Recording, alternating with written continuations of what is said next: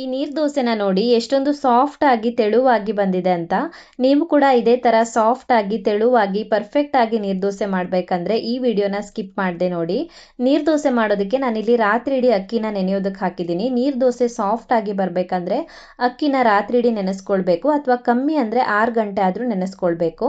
ನೆಂದಿರುವಂಥ ಅಕ್ಕಿನ ರುಬ್ಬೋದಕ್ಕೆ ಮಿಕ್ಸಿಗೆ ಹಾಕಿ ಒಂದು ಮುಷ್ಟಿ ತೆಂಗಿನಕಾಯಿ ತುರಿ ಮತ್ತು ನೀರನ್ನು ಹಾಕಿ ನುಣ್ಣಗೆ ರುಬ್ಕೊಳ್ಬೇಕು. ಎಷ್ಟು ನುಣ್ಣಗಾಗುತ್ತೋ ಅಷ್ಟು ನುಣ್ಣಗೆ ರುಬ್ಕೊಳ್ಬೇಕು. ನುಣ್ಣಗೆ ರುಬ್ಬಿದಷ್ಟು ದೋಸೆ ಸಾಫ್ಟ್ ಆಗಿ ಬರುತ್ತೆ.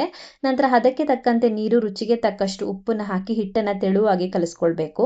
ನೀರು ದೋಸೆನ ಐರನ್ ತವದಲ್ಲೂ ಮಾಡ್ಬೋದು ಅಥವಾ ನಾನ್ ಸ್ಟಿಕ್ಕಲ್ಲೂ ಮಾಡ್ಬೋದು. ಟ್ರೆಡಿಷ್ನಲ್ ಆಗಿ ಈ ಥರ ಐರನ್ ತವ ಯೂಸ್ ಮಾಡ್ತಾರೆ. ತವನ ಕಾಯಿಸಿ ಎಣ್ಣೆ ಸವರ್ಬಿಟ್ಟು ತೆಳುವಾಗಿ ಈ ಥರ ಹಿಟ್ಟನ್ನು ಹಾಕಿ ಮುಚ್ಚಳ ಮುಚ್ಚಿ ಕಾಯಿಸ್ಕೊಂಡ್ರೆ ಆಯಿತು. ಸಾಫ್ಟ್ ಆಗಿರುವಂಥ ತೆಳುವಾಗಿರುವಂಥ ಪರ್ಫೆಕ್ಟ್ ಆಗಿರುವಂಥ ನೀರು ದೋಸೆ ರೆಡಿ ಆಗುತ್ತೆ. ನೀವು ಕೂಡ ಇದೇ ಥರ ನೀರು ದೋಸೆ ಮಾಡಬೇಕಂದ್ರೆ ಇಲ್ಲಿ ಹೇಳಿರುವಂಥ ಟಿಪ್ಸನ್ನು ಫಾಲೋ ಮಾಡಿ. ಮತ್ತು ನಿಮಗೆ ಈ ವಿಡಿಯೋ ಇಷ್ಟ ಆಗಿದ್ದರೆ ಕಮೆಂಟಲ್ಲಿ ಹೇಗಿದೆ ಅಂತ ತಿಳಿಸಿ.